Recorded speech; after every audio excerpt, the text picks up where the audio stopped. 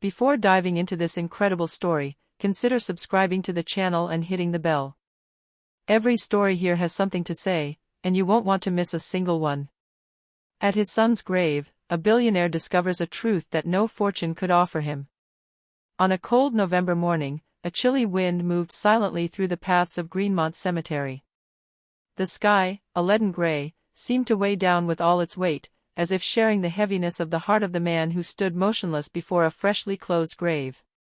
The dead leaves, swirling gently around his feet, crunched beneath his hesitant steps, barely breaking the heavy silence that enveloped this place of contemplation. Richard Caldwell, billionaire founder of the Caldwell Systems technology empire, was a celebrated figure. A visionary adored by some, ruthless by others, he had forged his fortune with cold rigor and unwavering determination. In the business world, he was a conqueror, a cold-blooded strategist. But this morning, away from the spotlight and meetings, he was neither a boss, nor an investor, nor even a successful businessman. He was simply a father. A broken father, reduced to a vulnerable man in the face of the inevitable. His only son, Nathan Caldwell, was only 19 when he lost his life. The accident had occurred on a small country road, far from the city lights and the hustle and bustle of the main avenues. Nathan had been driving alone, not speeding, sober and careful. A sudden, fine, treacherous rain had made the road slippery. One sharp turn, a swerving trajectory, and everything changed in an instant. An entire life, abruptly cut short. Richard stared at the gray tombstone, cold and unchanging. The stone, though smooth and polished, bore his son's name and a date that rang like a knife, 2005 to 2024. He remained frozen, his gaze blank, his soul chained to a silence he had never known. Since the funeral, he hadn't shed a tear. Not one. He had armed himself with an impassive mask, pushing his pain to a dark corner of his mind. He mourned as he had always faced adversity, with coldness and control. For him, pain had to be tamed, rationalized, integrated like one more element in the grand equation of his life. But that morning, under that heavy, threatening sky, something changed. Something in the air, or perhaps in the very silence of the grave, made that icy armor waver. A new sensation, an imperceptible crack in the shell he had worked so hard to build. Richard felt deep down that this time, he would no longer be able to control it. This time, the weight of absence, the depth of emptiness, would confront him with his most intimate truth. He was a devastated father, lost without his son. A little further on, a few meters from the grave, Richard's gaze was drawn to an unexpected figure. A black woman, kneeling on the damp grass, tenderly held the hand of a small boy. Both were modestly dressed. The woman wore a coat too light for the November cold, worn at the elbows, while the child, bundled up in an oversized sweatshirt, clutched a wilted flower in his small hands, probably picked on the path. They were alone, as if lost in this vast cemetery of stone and silence. The woman's eyes were swollen, reddened by tears she didn't bother to wipe away. There was no embarrassment or attempt to hide it. Just pure, raw grief, offered up to heaven. It wasn't a feigned or dramatic pain, but a sincere, dignified, silent sorrow. Intrigued, Richard approached slowly, almost hesitantly, as if a part of him sensed that this encounter was no accident. He had never seen this woman before. At least, not consciously. Yet she seemed connected to Nathan in a way he didn't yet understand. He stopped a few steps from them and, in a voice softer than he knew he had, he asked, "Excuse me. Did you know my son?" The woman looked up. Her face was upset, but her posture remained straight. There was a kind of respect in her gaze, mixed with something infinitely sad, a silent gratitude, and at the same time, an immense modesty. "Yes, Mr. Caldwell," she said simply. "My name is Danielle Washington. I was a waitress at the Greenmont Hotel, one of the establishments you own." Richard nodded slightly, without a word. He could never have put a name to the hundreds of people who worked for him. "Your son, Nathan, often came over with his friends. He always ordered the same things. Green tea and a slice of apple pie. But he did something no one else did. He looked me in the eyes when he spoke to me. He said thank you sincerely. And one evening. Her voice cracked briefly. She took a deep breath and continued. One night, he saw me crying. I was in the hallway, between shifts. My son, Liam, here, had just been hospitalized. High fever. I'd missed my second job to be with him. I was scared of losing everything. Nathan didn't ask me any questions. He simply handed me a napkin and said, "Take your time." Then, when I returned to my station, I found a note in my order book. No money. Just a note. He had written. Shaking, she rummaged in the inside pocket of her coat. She pulled out a small, crumpled piece of paper, yellowed by age, protected in a piece of plastic. She handed it to Richard. You deserve better than silent apologies. You are a force the world often refuses to see. Richard read the words, and it was as if the wind took his breath away. He clutched the paper in his fingers, realizing he was holding a fragment of his son's soul.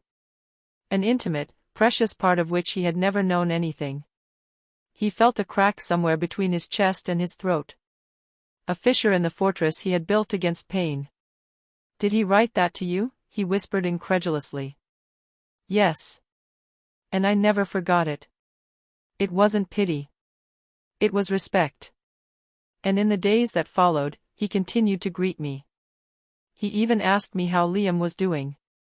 He never acted like he was above me. He saw me. Really saw me. Richard felt a lump rise in his throat. He'd spent years believing he should raise his son to be strong, brilliant, competitive. He'd taught him rigor, logic, discipline. But he'd ignored that Nathan was also gentle. Deep. There for others.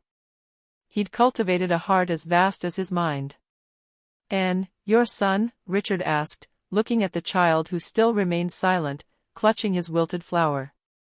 Danielle smiled sadly, her eyes misty with memories she seemed to cherish with pain. His name is Liam, she said in a soft voice. Nathan spoke to him often. He didn't do it out of charity or politeness. He was genuinely interested in him. He listened to him like you would an adult, with respect. One day, for his birthday, he arrived with a bag full of books. No toys. Just stories. African tales, children's novels, comics, even an old bound volume of Jules Verne. Nathan had told him, books are like a silent weapon. Once you know how to read, no one can lock you up anymore. Richard looked down, his throat tight. He had never heard those words come from his son's mouth. He knew his grades, his plans, his academic achievements. But this tenderness, this vision of the world, he discovered it there, in the voice of a modest and dignified woman, standing by a grave. Beside her, Liam, who had been silent until then, approached. He walked slowly, with the caution of a child entering a sacred place. He held the wilted flower in his hands as if it were a treasure. Arriving in front of the tombstone, he knelt, his brow slightly lowered. Then, with a delicate gesture, he placed the flower at the foot of the grave. He whispered, so quietly that one might have thought it was a prayer. Thank you, Nathan. Those 3 words, simple and clear, resonated more strongly in Richard's heart than all the speeches he had heard during the funeral. He felt his breath catch. A moment later, without even thinking, he fell to his knees beside the boy. His legs had given way, yes, but it wasn't from physical weakness. It was emotion, raw, inexorable, that had swept over him like a wave. He placed a shaky hand on Liam's shoulder. Thank you, for being there, he said in a broken, almost inaudible voice. Did you like reading, Liam? The little boy looked up at him, surprised but confident. He nodded. Yes, sir. Nathan told me that a book is like a key. It opens doors you can't see yet. These words struck Richard right in the heart. He repeated to himself, doors that we don't see yet. There, crouching in the cold earth, he understood that his son had seen further than he had. That Nathan, at 19, had already grasped the essence of what Richard had never been able to name, invisible transmission. The kind that doesn't come through titles, diplomas, or bank accounts, but through gestures, glances, and shared dignity. The silence that fell afterward was no longer oppressive. It was no longer the emptiness of mourning, nor the loneliness of a grieving father. It was a complete silence. A silence that bound three beings, the man, the child, and the mother, in a rare and authentic form of presence. There was no more billionaire, no more waitress, no more hierarchy. There was only the memory of a luminous boy, and the hearts he had touched. Richard didn't want to run away from this moment anymore. He didn't want to analyze it, categorize it, or put it in a box. He just wanted to stay there, a little while, on his knees, beside this little boy who reminded him of his son, and this woman who, through her pain, had just opened a door for him that he had never seen. That evening, as the city slowly lit up under a coal-colored sky, Richard didn't return to his glass and steel penthouse on Fifth Avenue.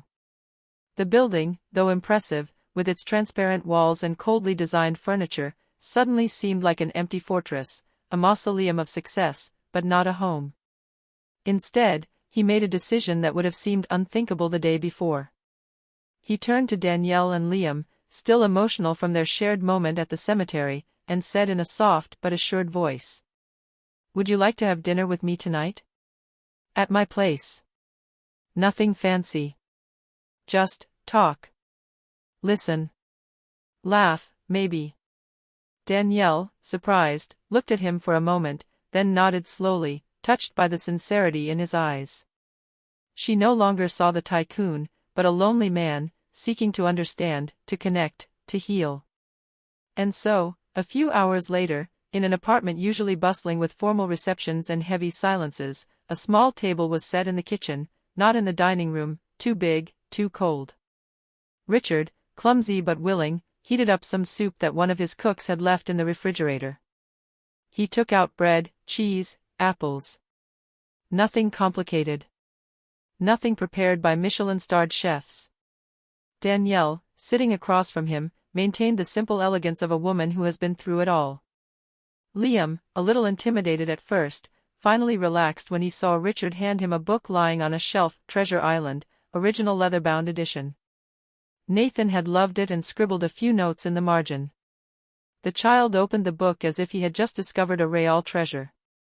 The meal was simple, but every bite had the flavor of truth. Richard didn't lead the conversation. He listened. He really did. He let himself be carried away by Danielle's anecdotes, how Nathan made her laugh by always ordering a dessert he never ate, just to leave her a tip. How he'd learned to say hello in Swahili to a Kenyan dishwasher, out of respect for her smile. How he'd once defended a young black waiter whom the restaurant manager had unfairly humiliated. Liam, with his soft voice and childlike words, recounted how Nathan had taught him to connect ideas. He said you can fly even if you don't have wings, as long as you think hard and read well. Richard laughed through his tears. He'd never heard Nathan say that. And yet, it was so typical of him. Each memory recounted became a precious stone, added to the necklace of a memory he thought lost. And as the evening wore on, something profound happened. Richard felt his son's presence, not as a sad shadow, but as a light, bright, moving, warm.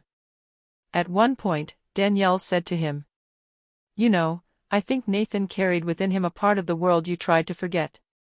Not out of cruelty. Out of protection, perhaps. But he saw it. And he never looked away." These words struck Richard in the heart. He looked around, this vast apartment, filled with art, technology, trophies. And yet, tonight, the most precious things in that room were the voices. The memories. The truths spoken at the table, without detours or decor. When Danielle and Liam left, Richard himself escorted them to the door.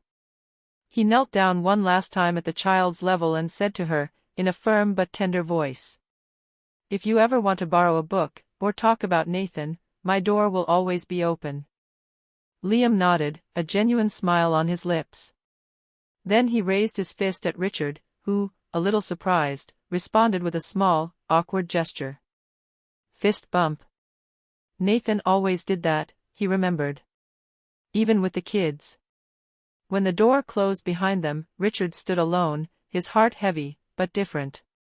He had discovered another side of his son that evening, one that only unconditional love can reveal. And in that shared meal, in those simple words and those filled silences, he had found the beginnings of redemption. 3 months later, the wind had changed, and so had Richard Caldwell's heart. Winter had given way to a tentative spring, and with it, a renewal that no one, not even Richard himself, could have predicted. That morning, in the main auditorium of the Harlem Cultural Center, hundreds of people were gathered. Members of the press, educators, activists, former Caldwell Systems employees, but also ordinary residents of working-class neighborhoods, who came out of curiosity or hope. The event was broadcast live on several national networks. The man who would speak wasn't just a billionaire, he was now a grieving father, bearing an unexpected message. On stage, a huge screen displayed in sober letters, Nathan Caldwell Foundation, for Education and Social Justice. Richard Caldwell took the stage in respectful silence. He wasn't wearing his usual tailored suit, but a simple, dark jacket. He seemed to have aged, or perhaps matured. In his eyes, there was not the cold hardness of years past, but a new depth, forged by loss and transformed by encounter. He stood behind the lectern. He took a breath. And spoke. 3 months ago, I lost my son. Nathan. 19 years old. Too young. Too bright. Too good for this world, perhaps. A slight shudder ran through the audience. For a long time, I looked to him as an heir. I groomed him to take over my empire. I passed on to him my strategies, my principles, my ambitions. But I didn't see what he was trying to pass on to me. He didn't want to inherit. He wanted to inspire. He paused. His eyes were wet, but his voice was firm. Thanks to Nathan, I understood that the value of a life isn't measured by what we own, but by what we share. By what we leave behind. And sometimes, it's those we ignore, those we think are invisible, who reach out to us in the darkness. He turned slightly to stage right. Danielle Washington stood there, straight and elegant in a simple suit. At her side, Liam, in a white shirt, held a book against him, Treasure Island, the one Nathan had given him 2 years earlier. The cover was a little dog-eared, but the pages were read, loved, inhabited. This is why, today, I am proud to announce the creation of the Nathan Caldwell Foundation for Education and Social Justice. Its goal will be simple, but essential, to build libraries in forgotten areas. To provide scholarships to brilliant but neglected children. To support single mothers, committed teachers, and silent dreamers. To offer opportunity, a voice, and dignity, **. This time he turned to Danielle and invited her to come forward. And to lead this foundation, I chose a woman my son saw before me. A strong, fair, and discreet woman. A mother. A fighter. A soul that society would have ignored, but whom Nathan honored. I present to you the director of this foundation, Madam Danielle Washington. A standing ovation rose. Not loud. But respectful. Genuine. Danielle stepped forward, her throat tight, her hands trembling. She had never spoken in front of so many people. But that day, she didn't speak for herself. She spoke for her son, for Nathan, for all the children we look at without seeing. I never thought I'd be here one day. On this stage. I don't have a prestigious degree. I come from a world we too often forget. But Nathan saw me as an equal. He saw my son, he believed in him. So today, I want every child who is told, this isn't for you, to know that they can learn, dream, create, and be loved. No matter where they come from. In the front row, Liam was still holding his book.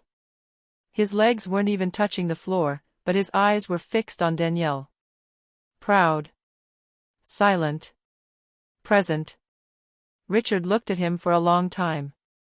Then, with a simple but meaningful gesture, he stepped down from the stage and knelt beside him. He placed a hand on the boy's shoulder. Nathan would have been proud of you, he murmurs. Liam slowly turned his head and answered, with the calm smile of children who understand more than they say. He taught me to see things differently. Richard closed his eyes, his heart swollen with pain, but also with meaning. In this room, in this mission, in this little boy and this woman who had become a director, he had found what neither money nor fame could offer him, a reason to exist. And perhaps, through them, a way to make Nathan eternal.